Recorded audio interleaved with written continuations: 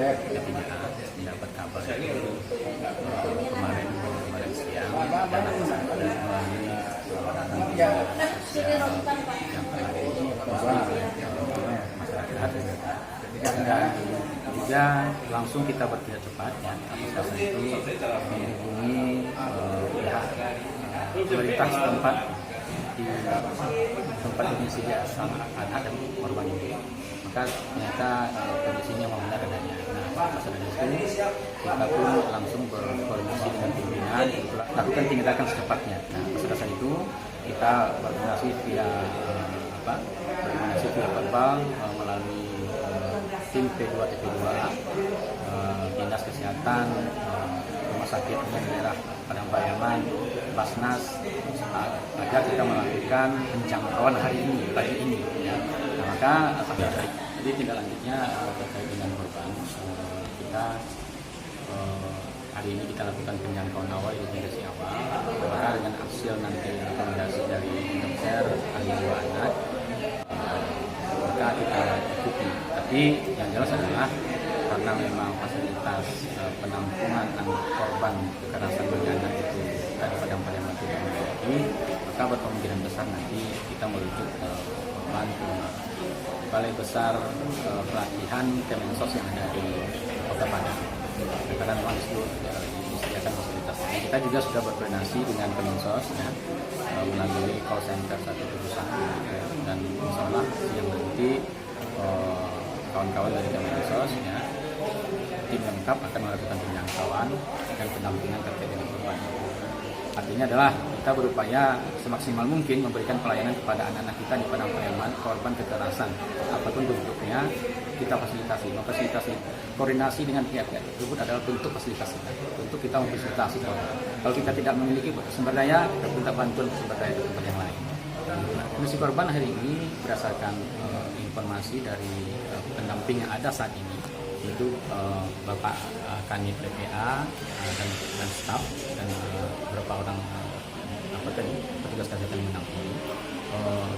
Secara kejiwaan dalam kondisi baik, namun belum didalami, ya, tapi secara fisik yang memang ada sedikit bekas kekerasan seperti bekas luka di wajah, kanan, kemudian dan beberapa bagian tubuh lainnya. Ini perawatan dari tadi malam korban ditangani oleh pihak rumah sakit, lebih khusus ke fisiknya dulu ya. Tempatnya adalah yang terluka diobati dan ada pengecekan secara mendalam. Bismillah sebagai dan adanya telah dilakukan. Tadi kita pun bertemu dengan Pak Direktur rumah sakit, tadi mengatakan misalnya memang ada pembekakan di bagian perut, ternyata efek dari air seni yang tertahan dengan penanganan. Cuma secara psikologi mentalnya tentu psikolog nanti yang akan menangani.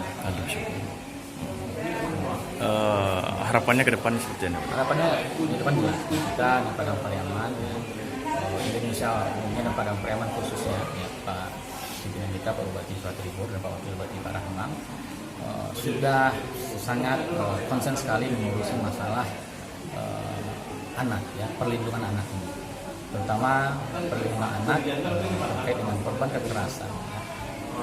Sesuai dengan banyak kasus yang kita ikuti, yang kita dengar melalui seminar-seminar, melalui informasi-informasi dari berbagai pihak yang berkaitan, kasus kekerasan terhadap anak itu terjadi oleh orang yang terdekat, termasuk orang tua.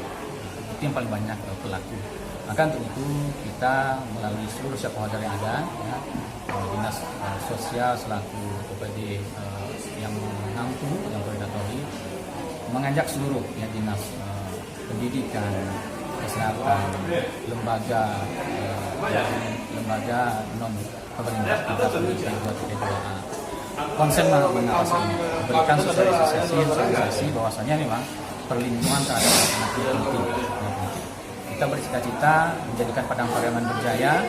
Kalaulah generasinya, anak-anaknya mendapat perlakuan yang tidak wajar hari ini, apa itu kekerasan bentuk fisik, ya, kekerasan seksual dan lainnya, tentu cita-cita mulia menjadikan Padang Pariaman berjaya itu menjadikan Indonesia maju, Indonesia emas di tahun 2045 itu nggak bisa menjadi nyata. Makanya dari mulai level kementerian, provinsi, kabupaten kota, kita di Kabupaten Pariaman sangat serius menangani ini. Ya. Dengan keterbatasan sumber daya kita jadikan itu alasan, kita lakukan semampu kita. Ya. Ada kasus kita tangani secepatnya, contohnya hari ini.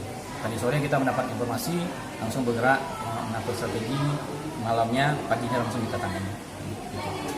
Namun perlu yang kita berikan edukasi kepada masyarakat. Kasus ini seperti gelintingan seperti gunung es begitulah. Dia sebenarnya ada, tapi banyak tidak diketahui.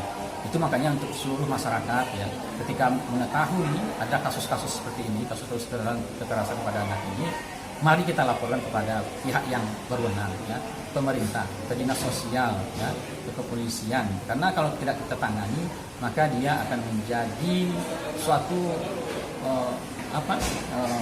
masalah yang tidak bisa terpecahkan. Ya. Kita rubah mindset masyarakat bahwasanya mengerasi anak itu merupakan suatu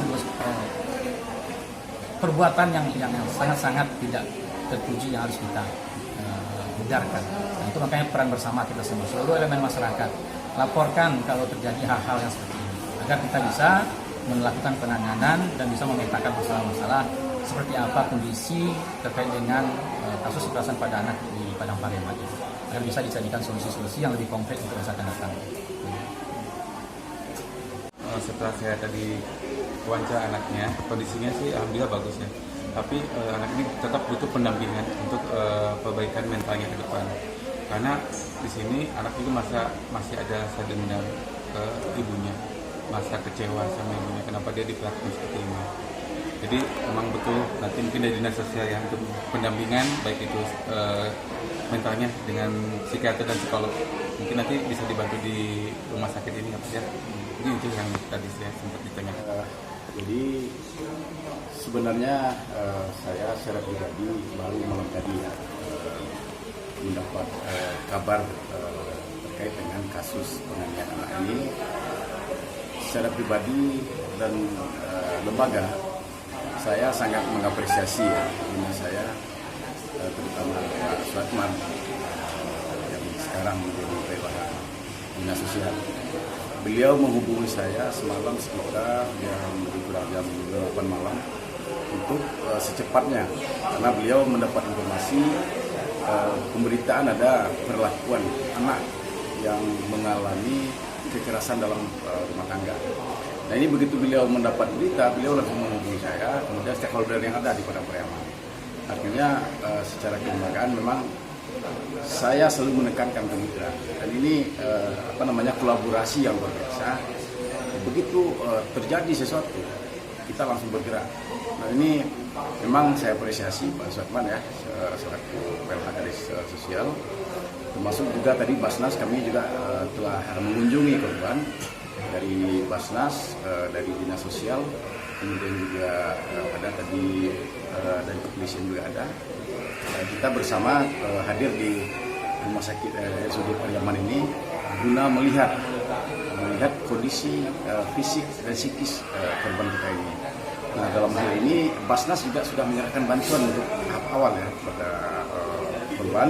Kemudian dinas juga sudah bergerak sedemikian rupa untuk menindaklanjuti terkait dengan pengobatan anak ini. Karena memang secara fisik kita lihat kondisi beliau memang mengalami ada beberapa luka dan memar. Nah ini tentu perlu ada penanganan khusus dari kita di daerah Padang Pariaman, apakah itu terkait dengan kejiwaan maupun kesehatan fisik lainnya.